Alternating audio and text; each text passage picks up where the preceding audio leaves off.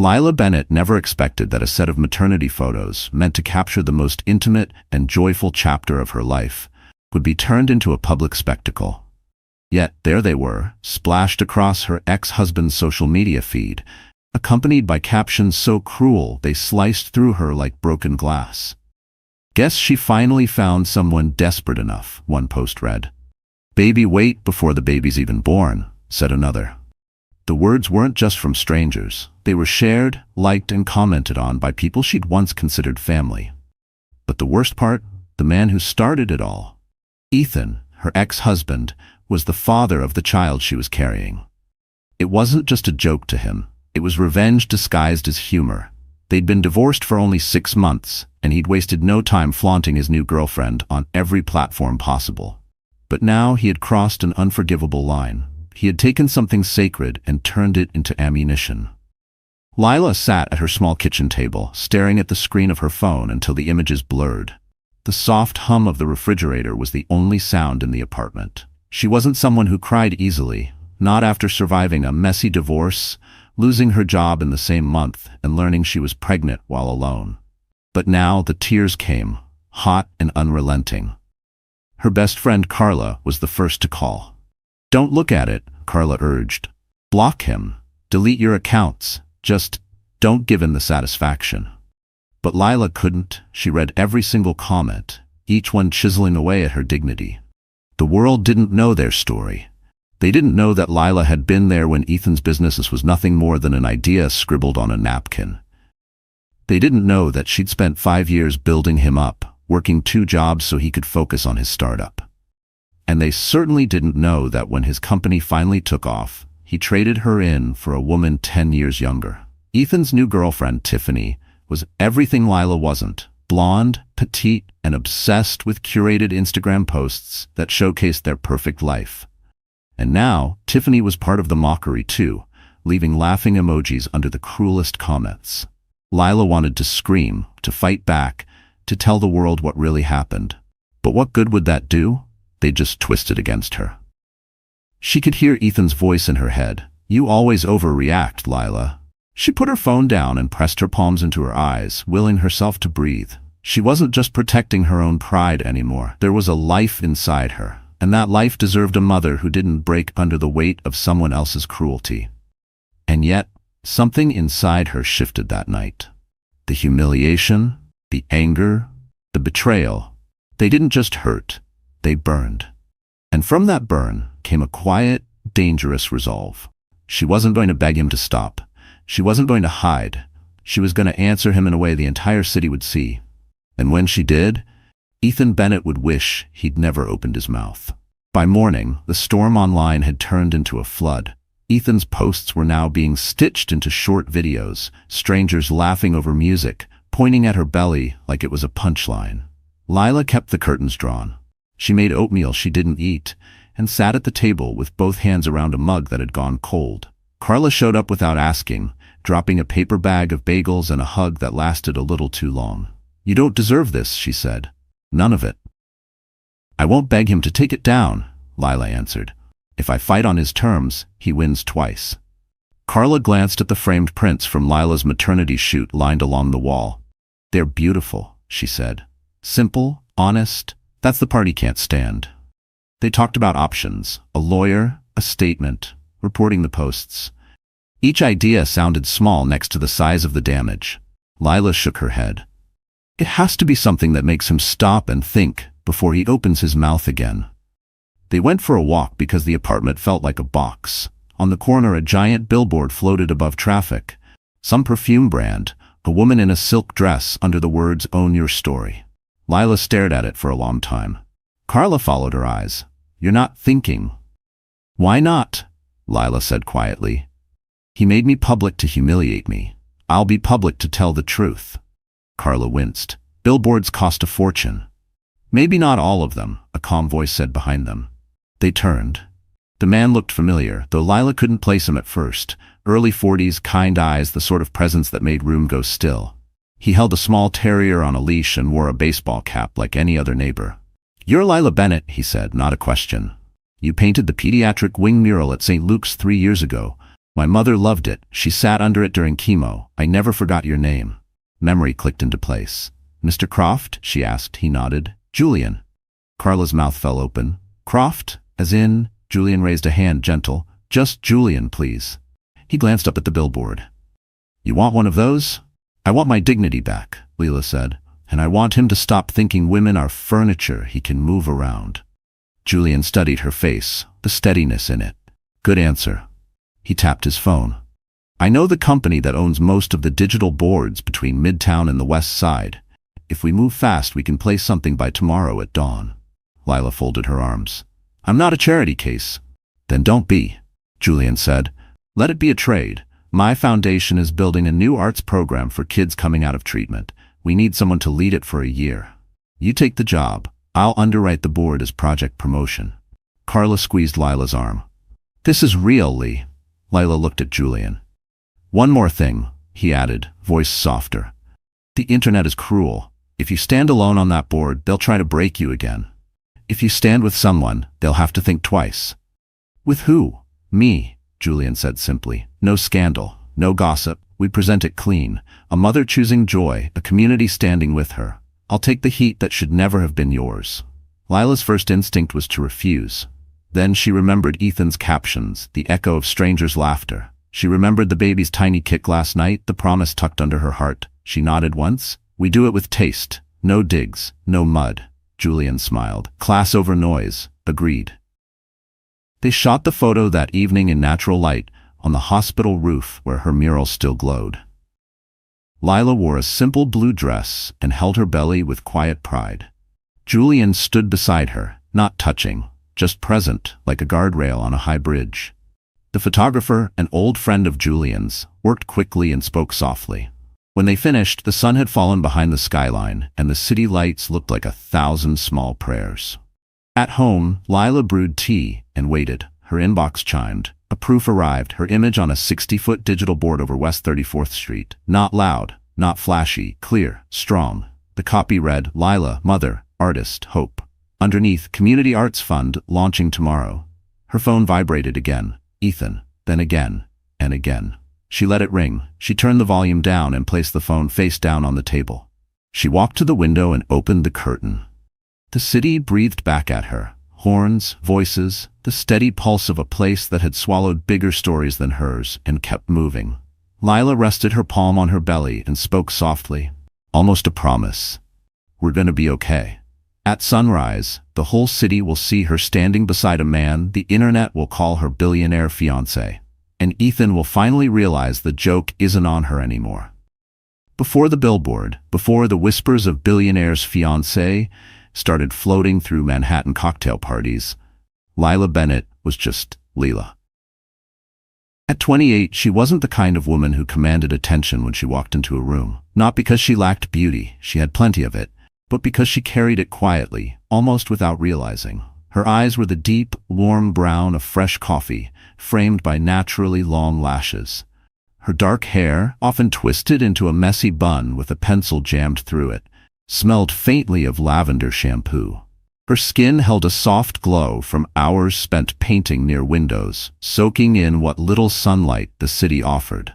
She lived in a rent-controlled one-bedroom on the 4th floor of a creaky brick walk-up in Brooklyn.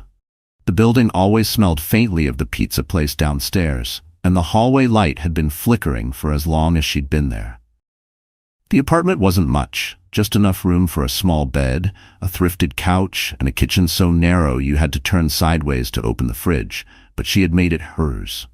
The walls bloomed with her own paintings, sunsets over rooftops, wildflowers spilling from mason jars, portraits of strangers she'd passed on the street and never seen again.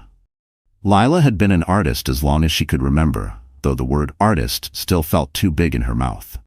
She'd sold a few pieces over the years, enough to cover rent during dry months, but most of her income had come from freelance illustration jobs, school murals, and odd creative gigs. Her parents had raised her in a small town upstate, the kind of place where everyone knew the sound of each other's cars and secrets didn't stay secret for long. Her father, a mechanic, taught her patience by having her hold the flashlight during long winter nights in the garage.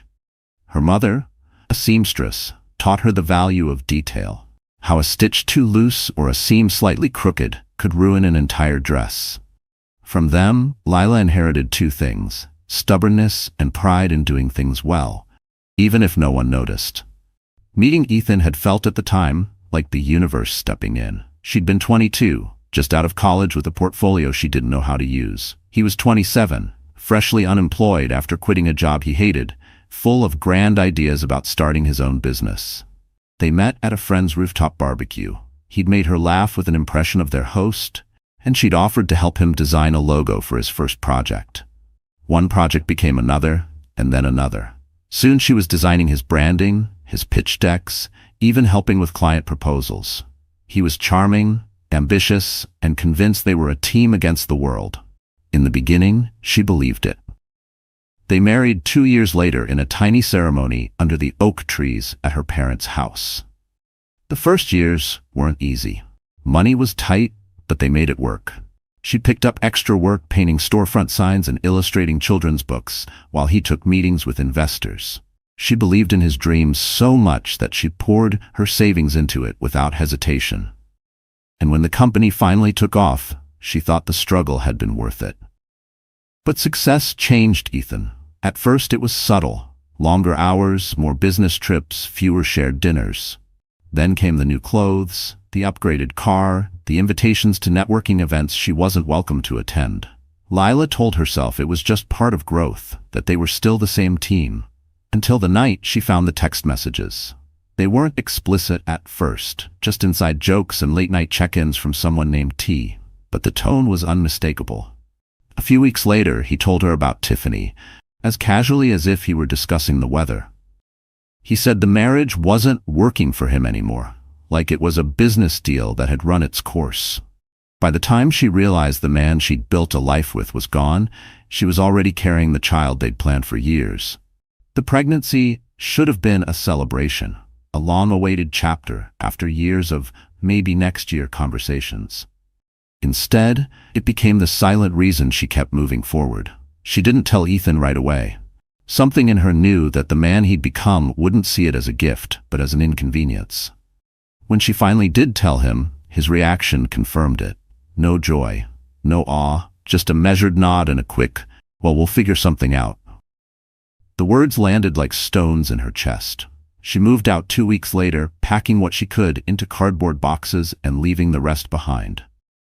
Her attorney advised her to fight for the apartment and a share of the company she'd helped build, but Lila didn't have the energy for a drawn-out battle. She wanted peace, not war, at least at the time. In her new life, she kept things small and quiet. She took on mural projects for local businesses, the kind of work that let her set her own schedule and avoid the sharp edges of corporate culture. Her days were measured in brushstrokes and cups of tea, punctuated by doctor's appointments and the occasional phone call from her mother checking in. Carla became her anchor. They'd been friends since college, bound together by bad art school critiques and late-night coffee binges. Carla had seen her through heartbreaks, creative slumps, and now the slow unspooling of her marriage. She was the one who insisted Lila keep her maternity shoot appointment, even when Lila argued it felt silly to pose for photos alone. "You're not alone," Carla had said. "You've got that baby, and you've got me. We're doing this."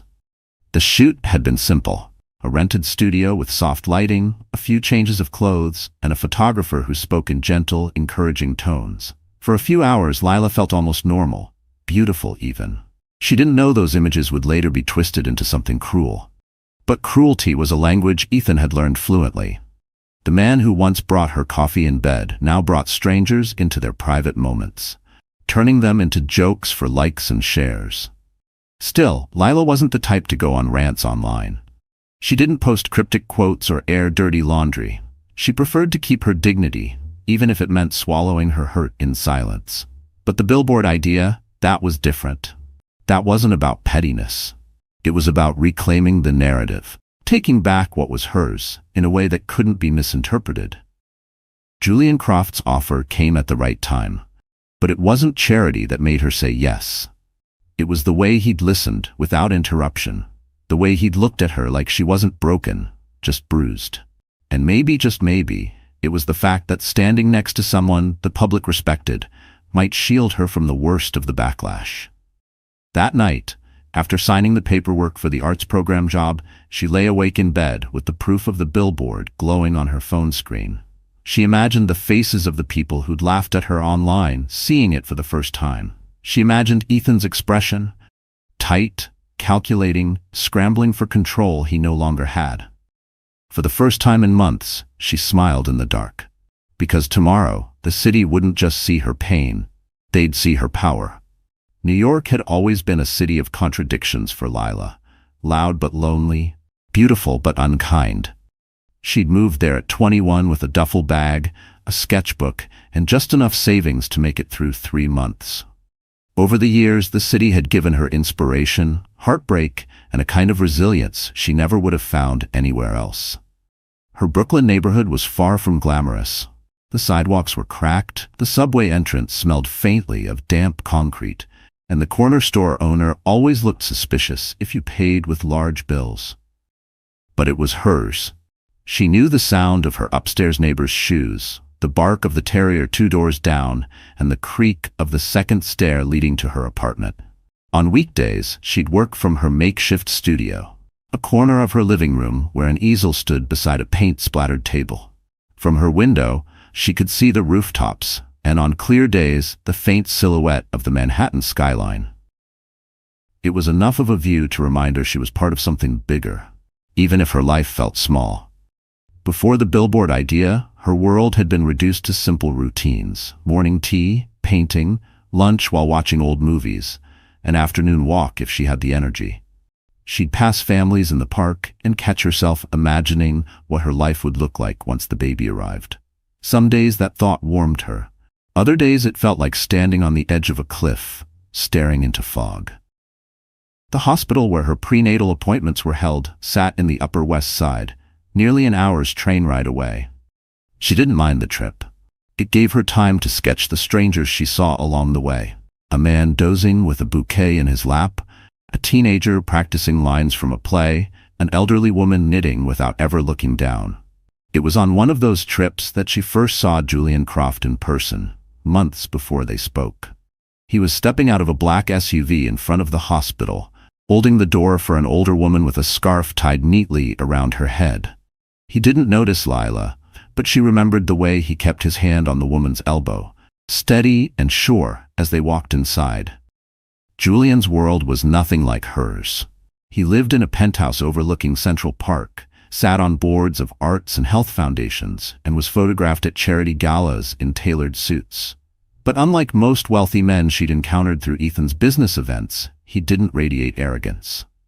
There was something grounded about him, like he knew the difference between power and kindness. The Upper West Side itself felt like a different planet from her Brooklyn block. Wide, tree-lined streets, pre-war buildings with doormen, cafes that sold cappuccinos for the price of her weekly grocery bill. She'd sometimes linger there after appointments, wandering into bookstores or sitting on a bench just to watch the people pass by. This contrast between the quiet corners of her life and the glittering stage of the city was about to collapse into a single moment. The billboard, once it went up, would bridge those worlds. Everyone, from her Brooklyn neighbors to the socialites of Midtown, would see the same image: Lila standing tall, unashamed, reclaiming her own name. And yet, even as the idea took shape, the city carried on around her as if nothing were about to change. Buses roared, street vendors called out deals on hot dogs, couples argued under streetlights. It was humbling and strange to feel on the verge of something life-altering while the rest of the world kept moving. But somewhere in that restless city, Ethan was still smiling, completely unaware that the ground beneath him was about to shift.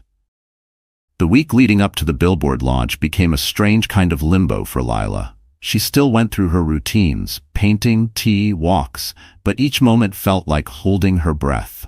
Carla kept checking in, half excited, half worried about what might happen once the image went public. "You know he's going to call you the second he sees it," Carla said one afternoon as they sat in Lila's kitchen.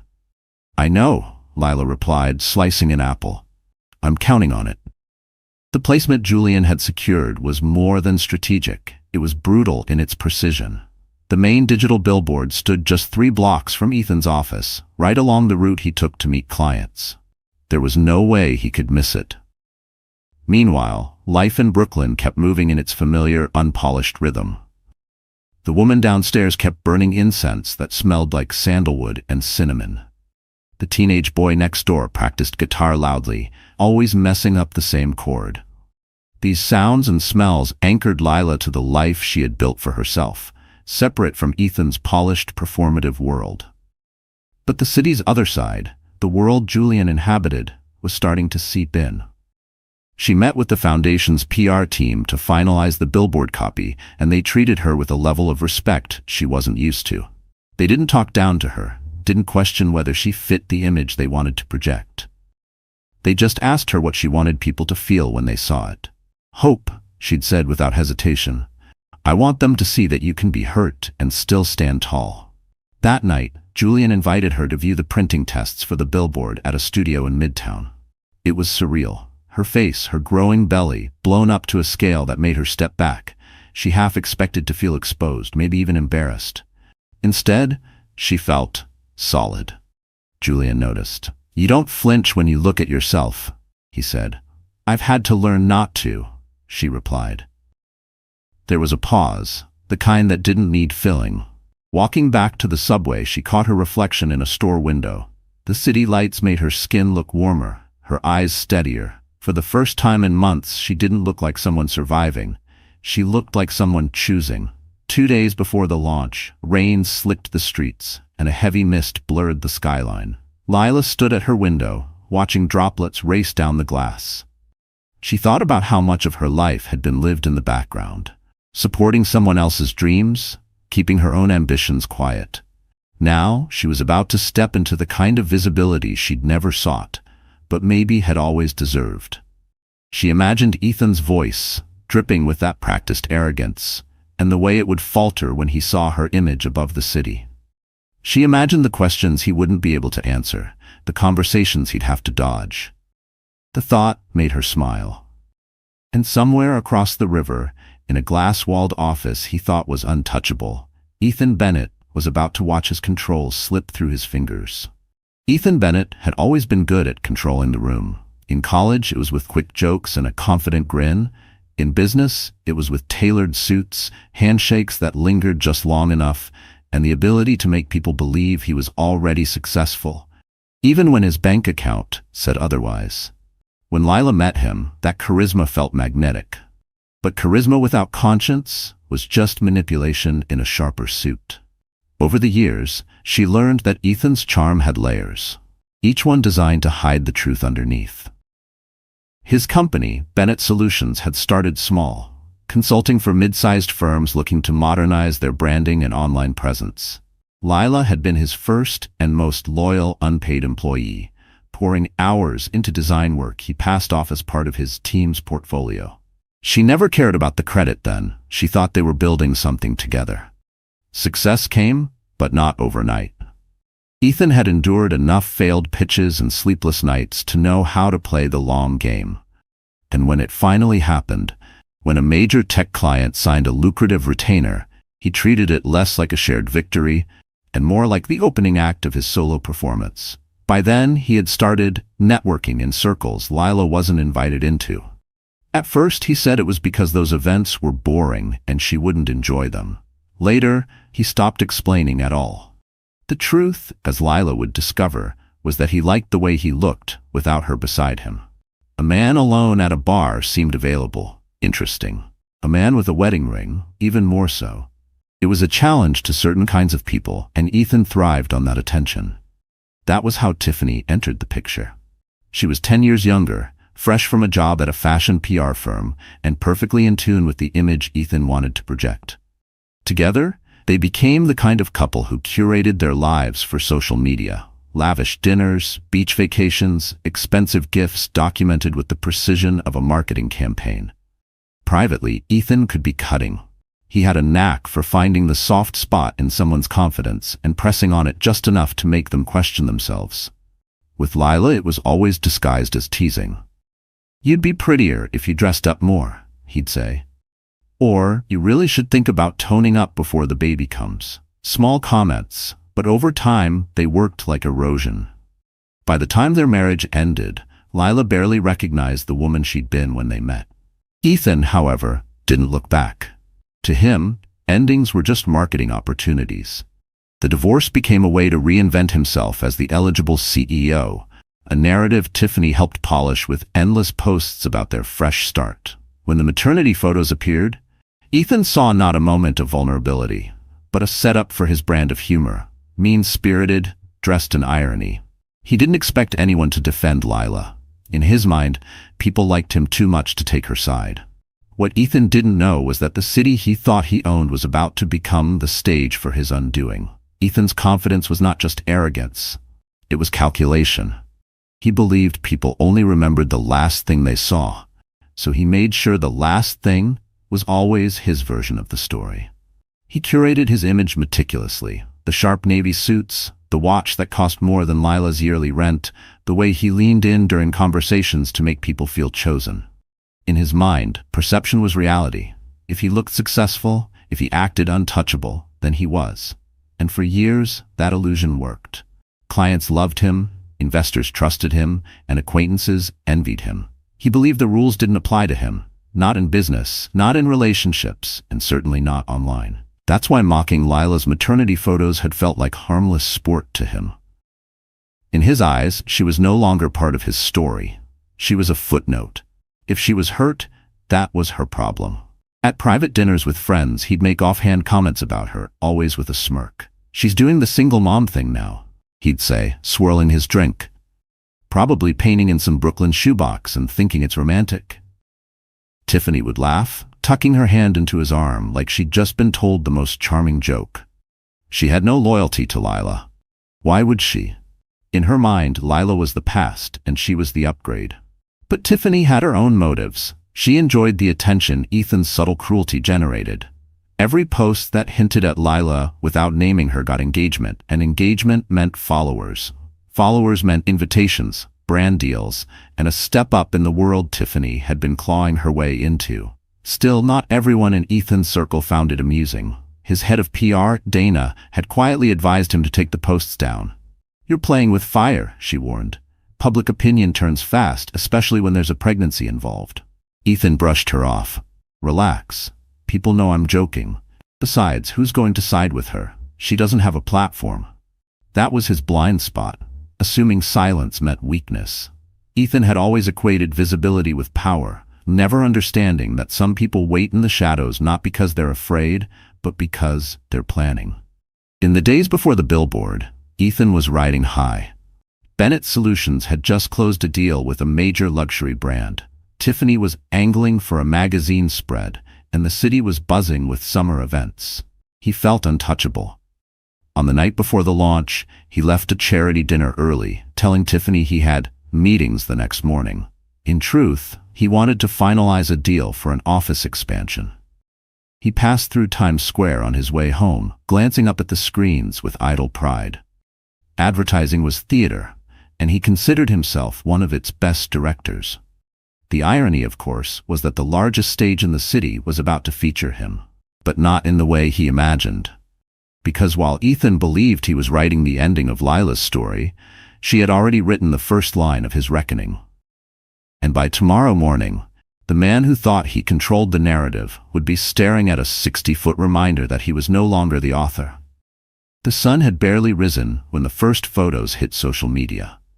At 6:12 a.m., a commuter waiting for the light on West 34th Street looked up, saw the massive digital billboard, and instinctively reached for their phone.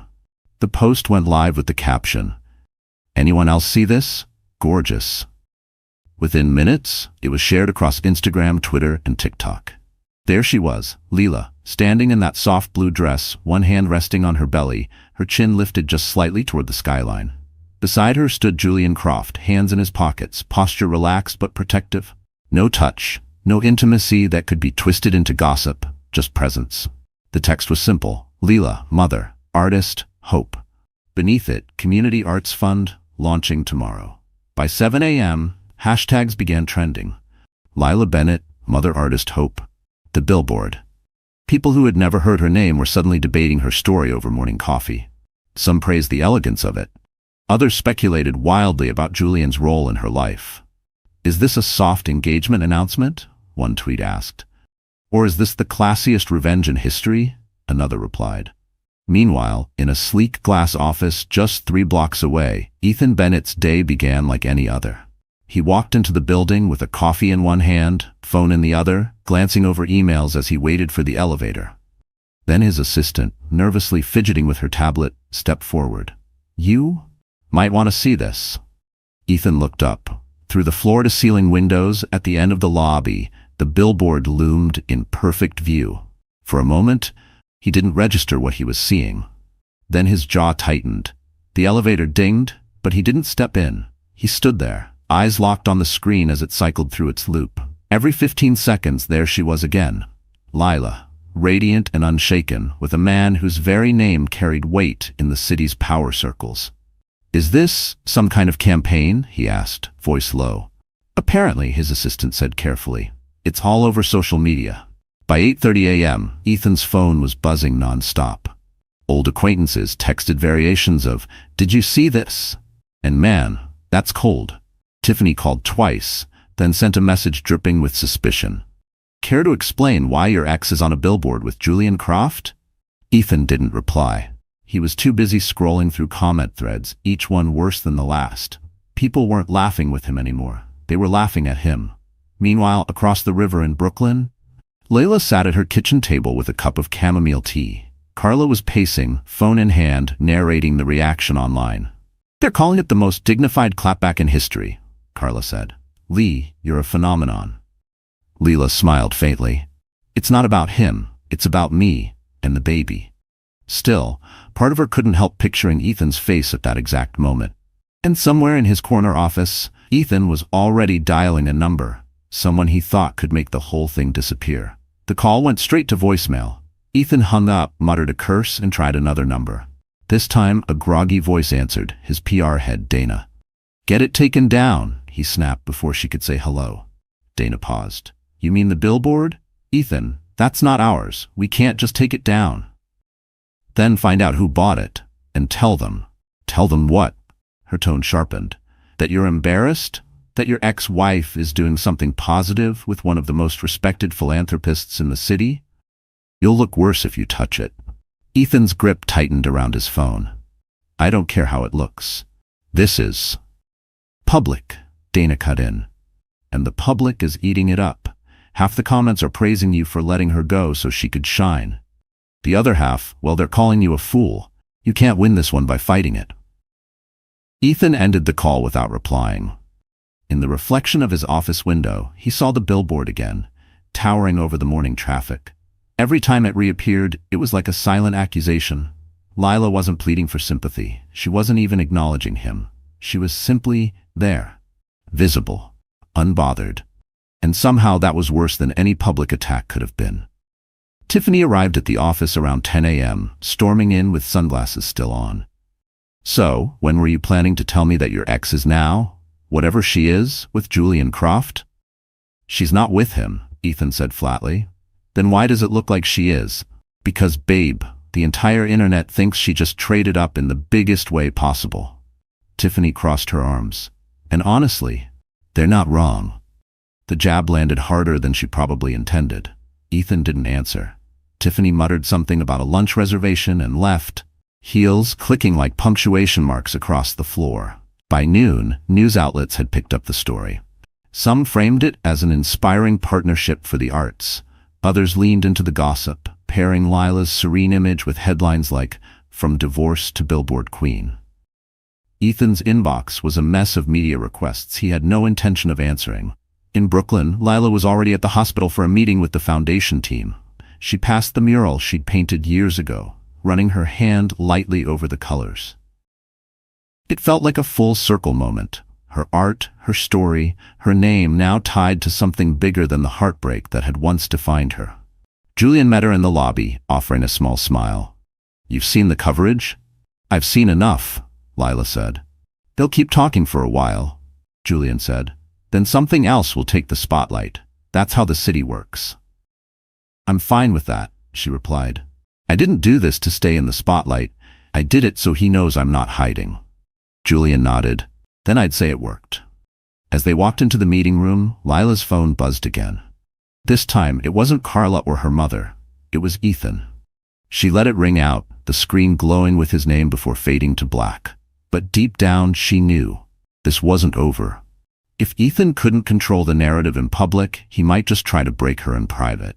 For the first 2 days, Lila managed to ignore Ethan's calls. She kept her phone on silent, poured her energy into the foundation meetings, and let Carla screen anything that looked suspicious. But by the third morning, he switched tactics. The first email arrived at 7:14 a.m. Short, cutting. You're making a fool of yourself. Take it down. The second came an hour later. You think Croft actually cares? He's using you for good PR. By noon, there were 6 more. Each one chipped at the edges of her calm, not because she believed him, but because she recognized the voice behind the words. This was the same Ethan who once convinced her she wasn't ready for an art exhibition. The same Ethan who had a way of making her question her own motives until she backed down. That night, she lay in bed staring at the ceiling. The glow from the streetlight outside cast a pale stripe across the wall. She wanted to believe the worst was behind her, that the billboard had been the high point of her public stand. But doubt seeped in quietly, like water under a door. What if Ethan found a way to twist this? What if the public turned on her? She'd seen how fast online sentiment could shift, how one misleading headline could rewrite the truth in hours. Carla noticed the change. You're not eating, she said, sliding a bowl of soup across the table the next afternoon. What's going on in that head of yours? Lila hesitated. It's like I've spent so much time reacting to him, even now. I put up that billboard to move on, but it still feels like I'm letting him take up space in my life. Carla leaned forward. Lee, listen to me. You didn't do this for him. You did it for you, and that baby. Don't let him trick you into thinking otherwise. But the pressure didn't stop. That evening, a gossip blog ran a piece suggesting Julian and Lila were in a strategic romance to boost the Arts Fund's visibility. The comments were ugly. Strangers dissected her motives, her looks, even her worthiness as a mother. Lila didn't cry, but the words sat heavy in her chest. She closed her laptop and walked to the window, watching the blur of headlights below. The city she had once drawn inspiration from now felt like it was pressing in on her, each building a silent witness to her unraveling. She told herself she'd sleep it off, but at 2 a.m. she was still awake, scrolling through her own name on social media. And that's when she saw the new post. Ethan, grinning with Tiffany at a charity gala, holding a sign that read, "No hard feelings." The photo was infuriating in its smugness. Ethan's arm draped over Tiffany's shoulder, the sign angled just enough for the cameras to catch it. The caption beneath read, "Wishing everyone the best in love and life." It wasn't subtle, it was bait, an invitation for the public to see him as the bigger person, the one who had moved on with grace. And judging by the comments, it was working. Some people congratulated him. Others compared the two women, reducing Lila and Tiffany to bullet points in a competition neither had agreed to enter. Lila closed the app and set her phone down with more force than necessary. She walked into the kitchen, filled a glass of water, and tried to drink away the lump in her throat. But the words from those comments followed her like shadows. The next morning, she skipped breakfast. By mid-afternoon, Carla found her in the studio, sitting on the floor beside the easel, paintbrush dry in her hand. "This isn't you," Carla said quietly. "I'm tired, Car," Lila replied. "It's like, no matter what I do, he finds a way to make it about him, and now I feel like I'm back at the start, trying to prove something to someone who will never see it." Carla knelt beside her. "Then stop proving it to him. Prove it to yourself. You survived worse than this." But surviving didn't feel like enough anymore. That night, Lila dreamed she was standing in the middle of Times Square, her billboard gone, replaced by Ethan's smirking face. The crowd around her was laughing, pointing, their voices a blur. She woke up with her heart racing and the taste of panic in her mouth. She needed air. Throwing on a coat, she walked the streets aimlessly until she found herself on the riverfront. The skyline glowed in the distance, the same skyline she'd faced in her maternity shoot. Only now it felt cold. Her phone buzzed. a text from an unknown number lit up the screen. "Meet me tomorrow. I think you should know something about Ethan." For a moment she considered deleting it. Another trap, another drama she didn't have the strength for. But the message was signed with a name she hadn't seen in years. Clara Vaughn. Clara had once been Ethan's business partner before they'd had a falling out. Lila didn't know the details, only that Clara had vanished from the company just before its biggest contract. If she was reaching out now, it meant something. Lila stood there in the wind, the city humming behind her, the water churning below. She felt the faint kick of the baby, like a reminder that she wasn't in this alone. She looked back at the message, her mind already turning. If Clara had a reason to contact her now, maybe it wasn't just about sympathy. Maybe there was something Ethan had kept hidden, something that could change everything. And for the first time in days, Lila felt a spark of something she'd almost lost. The will to fight. The cafe was nearly empty when Lila arrived the next morning. It was one of those small, midtown places with worn leather booths and the constant hiss of the espresso machine. She chose a seat near the back, where she could watch the door without being obvious. Clara Vaughn walked in exactly on time. She looked older than Lila remembered, but not in a tired way. More like someone who had shed weight she never needed to carry. Her hair was pulled back, and her eyes were sharp. "Lila," she said, sliding into the booth. "You look stronger than I expected." "I'm not sure that's true," Lila replied, "but thank you." They ordered coffee, and Clara didn't waste time. "I'm not here to gossip. What Ethan's been doing to you is disgusting, but it's not surprising. I came because I think you should know why I left Bennett Solutions." Lila leaned in, her fingers tightening around her cup. Clara's voice was steady. "Ethan didn't build that company alone. He didn't even build it honestly. The contract that put him on the map, the one with Starkwell Tech, was secured because I brought in the lead. I negotiated it, managed the team, and got it signed. Ethan found a way to push me out right after." "How?" Lila asked. "He planted documents in my email making it look like I'd leaked client data. It wasn't true, but in our industry, just the accusation is enough. I could have fought it, but I didn't have the stomach for a legal war. So I walked away." Lila felt her chest tighten. "Why are you telling me this now?" "Because I have proof," Clara said, pulling a slim folder from her bag. "And because I've been watching what he's doing to you. When I saw that billboard, I knew he'd try to destroy you in private since he couldn't do it in public. This," she tapped the folder, "is enough to dismantle the image he's built.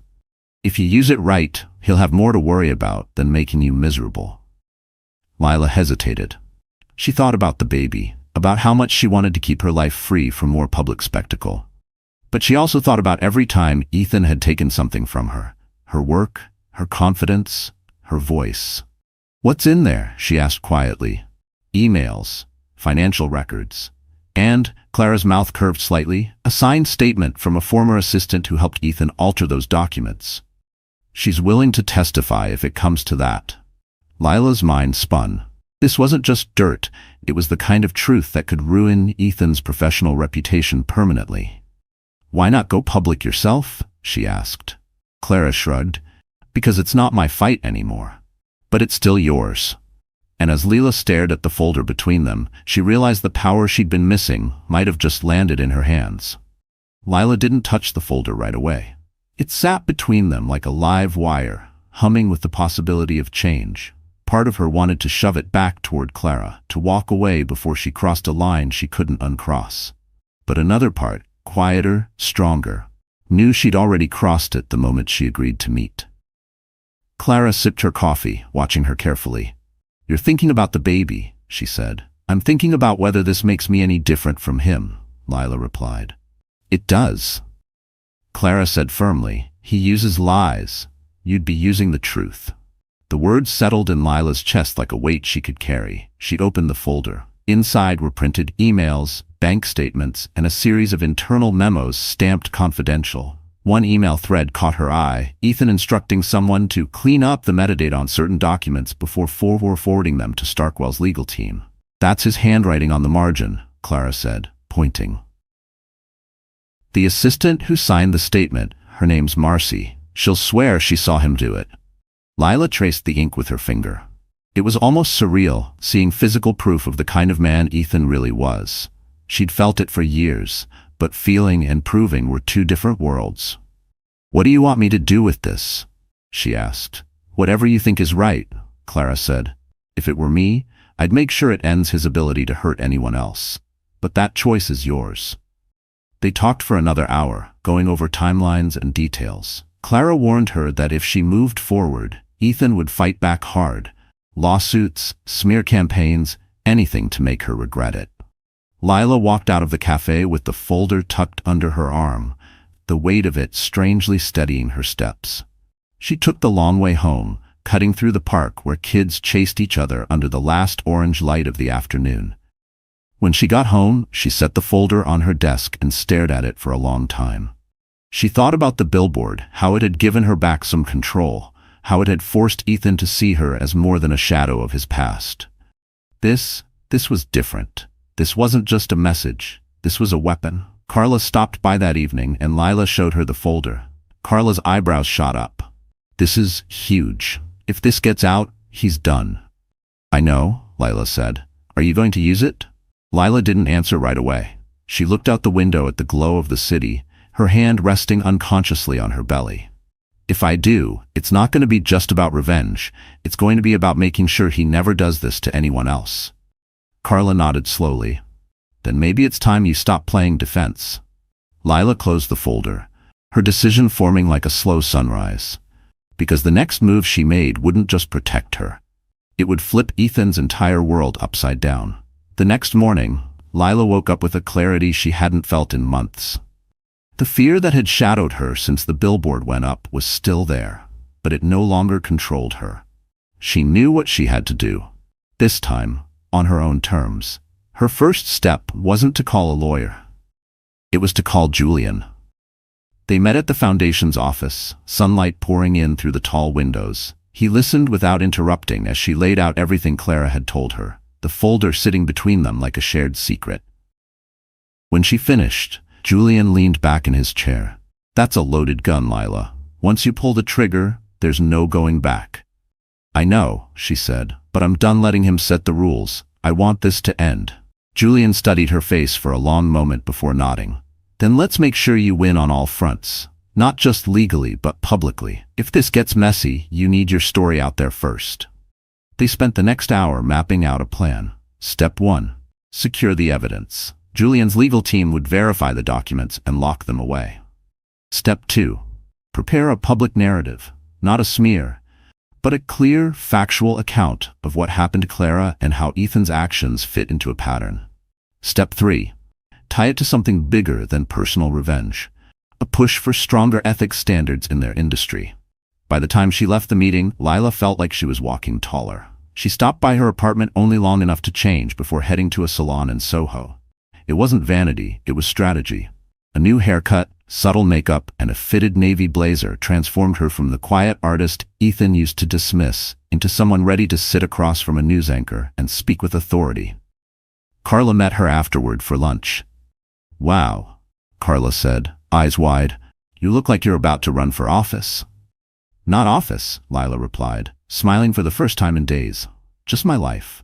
That afternoon, she filmed a short, polished video statement in the foundation's media room.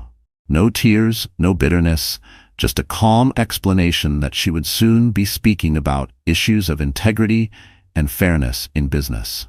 She didn't mention Ethan's name, but anyone paying attention would connect the dots. The video went live on the foundation's page that evening.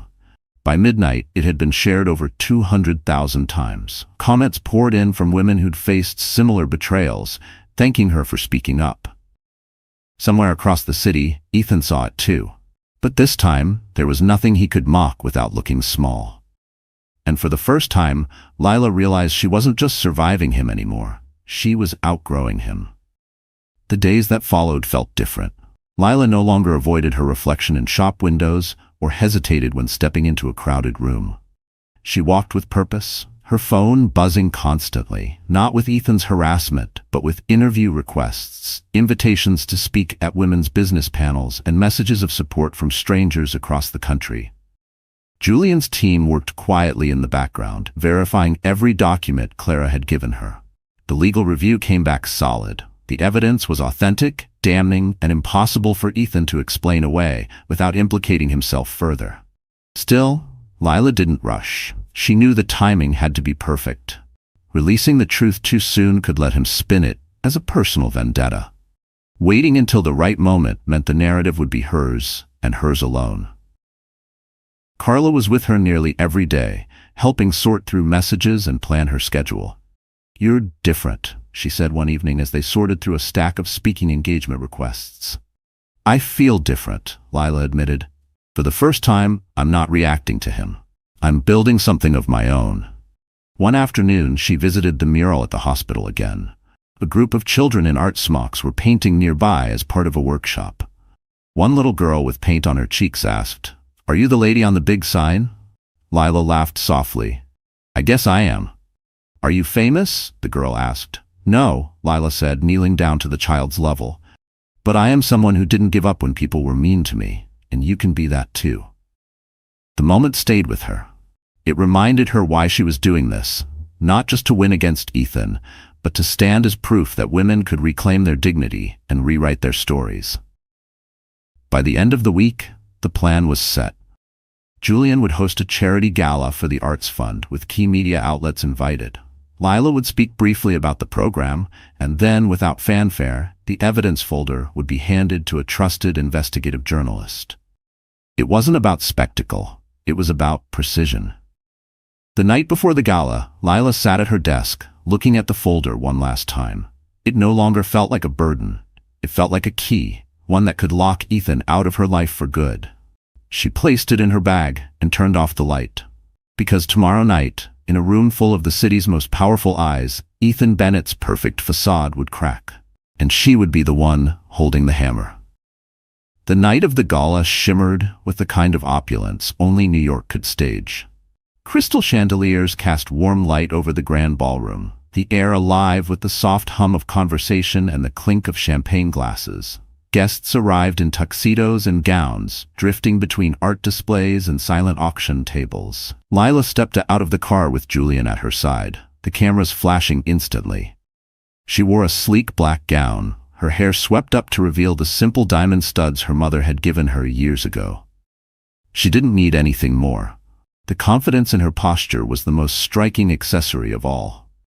Inside, the program unfolded smoothly, opening remarks, a brief musical performance, and an art showcase from the hospital's children's program. Lila's speech was scheduled near the midpoint, just before the live auction. When Julian introduced her, the room quieted. Lila walked to the podium, her heart steady despite the hundreds of eyes watching. "Good evening," she began, her voice calm but clear. "When I first picked up a paintbrush, I never imagined it would lead me here, to a room filled with people who believe art can change lives. This program isn't just about creativity. It's about dignity. It's about giving voices to those who have been silenced." She paused, letting the words settle. "I know what it means to be silenced, and I know what it takes to speak again." She didn't mention Ethan by name, but the weight of her words was unmistakable. Cameras from 2 news outlets were trained on her, recording every syllable. When she finished, the applause rose like a tide. Julian stepped forward to thank her, then smoothly transitioned to introducing the evening's special press partners. In the controlled chaos that followed, the evidence folder passed quietly from Lila's bag to the hands of investigative journalist Mara Green, known for her integrity and unwillingness to bow to pressure. Mara met Lila's gaze for a brief moment, a silent promise exchanged between them. Then she slipped the folder into her case and disappeared into the crowd. Across town, Ethan was at another event, blissfully unaware. He declined the gala invitation, claiming a scheduling conflict. In truth, he didn't want to share a room with Lila and Julian. That choice would cost him. By the time the live auction began, Lila's phone buzzed with a single text from Mara. "It's starting." She slipped the phone back into her clutch and turned her attention to the stage, her expression serene. Because while the ballroom sparkled with champagne and applause, the first draft of Ethan Bennett's public downfall was already being written. The story broke just after 9 p.m. While the gala guests were bidding on a signed painting, notifications began lighting up phones around the room. Mara Green's article had gone live on the front page of the Metropolitan Ledger. Exclusive. Documents reveal Bennett Solutions secured landmark contract through fraudulent means. The headline was followed by scanned images of Ethan's annotated instructions to alter files, testimony from Marcy, and a detailed timeline of Clara Vaughn's forced exit. It was methodical, damning, and impossible to spin as a misunderstanding. Within minutes, other outlets picked it up. Hashtags began trending. Bennett exposed, truth over power. Some posts paired the article with photos of Lila at the gala that very night, calling it the quietest, sharpest revenge in history. Julian was mid-conversation when his phone buzzed. He glanced at the screen, then at Lila, his brow lifting just slightly. "It's out," he murmured. Across the city, Ethan was at a rooftop mixer when the first message hit his inbox. Then another. And another. Someone shoved a phone in his face, the glaring headline staring back at him. "What is this?" he barked. "Looks like someone finally caught up to you," the man replied before walking away. Ethan's pulse spiked. He excused himself, stepping into the hallway to call Dana, but she didn't answer. The second attempt went to voicemail. His mind spun through possibilities, scrambling for damage control. By 10 p.m., the story had snowballed. 3 clients issued statements suspending their contracts with Bennett Solutions pending investigation. The company's stock, which had been riding high on recent deals, began to dip in after-hours trading. At the gala, Lila remained composed, even as whispers about the breaking news spread among guests. She didn't gloat. She didn't even bring it up. She posed for photos with donors, complimented the artwork on display, and made sure the evening stayed centered on the arts program. Carla approached her during dessert, her grin barely contained. "Have you seen the numbers? The article's already been read 500,000 times. He's done, Lee." Lila's gaze softened. "Maybe. But this isn't about watching him fall. It's about closing the door for good." She stayed until the final toast, then quietly slipped away. Outside, the summer air was warm, the city buzzing with its usual nighttime pulse. Julian's car was waiting, but Lila paused at the edge of the curb, taking in the hum of traffic, the glow of lights. Her phone buzzed again, this time an unknown number. She opened the message. It was from Marcy, the former assistant. "He's already calling around, trying to find someone to blame, but I told the truth. I'm not scared anymore. Thank you." Lila smiled faintly, slipping the phone back into her clutch. Because no matter what Ethan tried next, the truth was already out, and the story now belonged to her. The fallout from the exposé didn't take long. By the end of the week, Ethan Bennett had stepped down as CEO of Bennett Solutions, citing personal reasons. The company's board released a statement promising a full review of all past contracts. In quieter corners of the city, rumors swirled that more evidence might surface, though no one said Lila's name aloud. She didn't need the credit. The satisfaction wasn't in people knowing she had been the one to hand over the truth.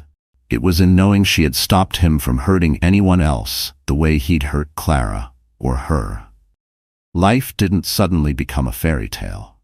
She still had bills to pay, doctor's appointments to keep, and the slow, steady reality of preparing for motherhood on her own. But something in her had shifted. The weight that had lived on her chest for months was gone, replaced by a quiet sense of space to breathe, to create, to decide what she wanted next. The arts program at the hospital became her anchor. Twice a week, she led workshops for children recovering from long-term treatments. Watching them mix colors and tell stories through their drawings reminded her of why she'd started painting in the first place. It wasn't for galleries or recognition. It was for connection. Julian checked in often, sometimes stopping by the studio with coffee, other times just sending a quick text to ask how she was feeling. There was no pretense between them, no pressure. Whatever their relationship might become, it was rooted in mutual respect. One afternoon, as summer turned to early fall, Carla convinced Lila to take a walk through Central Park. The leaves had begun to change, splashes of gold and red filtering the sunlight. They found a bench overlooking the lake, and for a while, they just watched the rowboats drift by. "You know," Carla said, "you could have kept that folder closed. You could have ignored Clara's call, stayed quiet, but you didn't. You didn't just save yourself. You changed the game for everyone who's ever been in your shoes. Lila smiled, resting a hand on her belly. I didn't want my child growing up thinking silence is the safest choice. I want them to know that truth matters, even when it costs something. Carla nudged her shoulder. You know you're kind of a hero, right? I'm just done being the background in my own life, Lila said softly. In the distance, the city skyline rose against the fading light, the same skyline that had once felt cold and distant. Now it felt like possibility. And for the first time in a long while, Lila knew the next chapter would be entirely hers to write. Winter arrived quietly in New York, softening the city's edges with pale light and early sunsets. Lila's belly had grown, her movements slower now, but there was a calm about her that no one could miss. She spent mornings in her studio, afternoons at the hospital's art program, and evenings curled up with a book or sketch pad. The Billboard had long since been replaced with a new campaign, but people still stopped her sometimes, at the market, on the subway, even in the park, to tell her they remembered it. Some thanked her, others simply smiled, as if they knew. One crisp December afternoon, she stood in front of the mural at the hospital again. It had become something of a ritual, her way of grounding herself before the baby arrived. A little boy in a knit hat ran up, pointing to one of the painted flowers. "Did you make that?" he asked. "I did," she said, kneeling down. "Do you like it?" He nodded solemnly. "It's happy." That single word stayed with her the rest of the day. Happy. Not perfect, not famous, not even strong. Just happy. That was what she wanted for her life moving forward. Not the absence of struggle, but the presence of joy, no matter what came. That evening, she invited Carla and Julian over for dinner. They laughed in her warm little kitchen, steam curling from the pot of soup on the stove.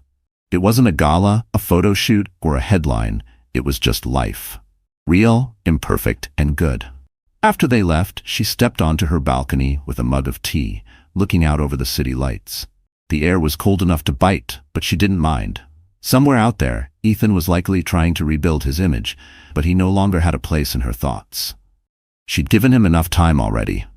Her phone buzzed with a notification, an email from a young artist she'd never met. It was a simple message. "I saw your video months ago.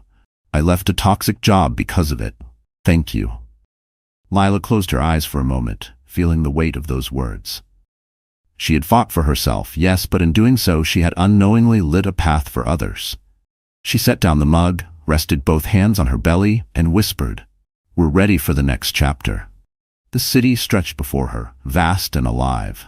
Somewhere, far below, the hum of traffic mixed with distant laughter. And in that moment, she knew this wasn't the end of her story.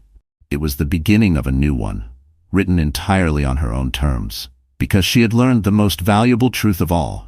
You can't control how others treat you, but you can choose what you build from it. And she had chosen a life she could be proud of. So, here we are, friends. If you're still with me at this point, maybe something in Lila's story touched a part of your own. Maybe you've been through a season where someone tried to write your story for you. Or maybe you're still in it right now. I just want you to remember, your voice matters. Your truth matters, and no matter how much someone tries to take from you, you can still choose what you build from it. If this story spoke to you, let me know in the comments. Share your own chapter, because you never know who might need to hear it. And if you want more stories like this, stories about strength, dignity, and finding your own way, hit that like button, share this with someone you care about, and subscribe so we can keep walking through these journeys together. Because you're not alone here. We're writing these new chapters side by side.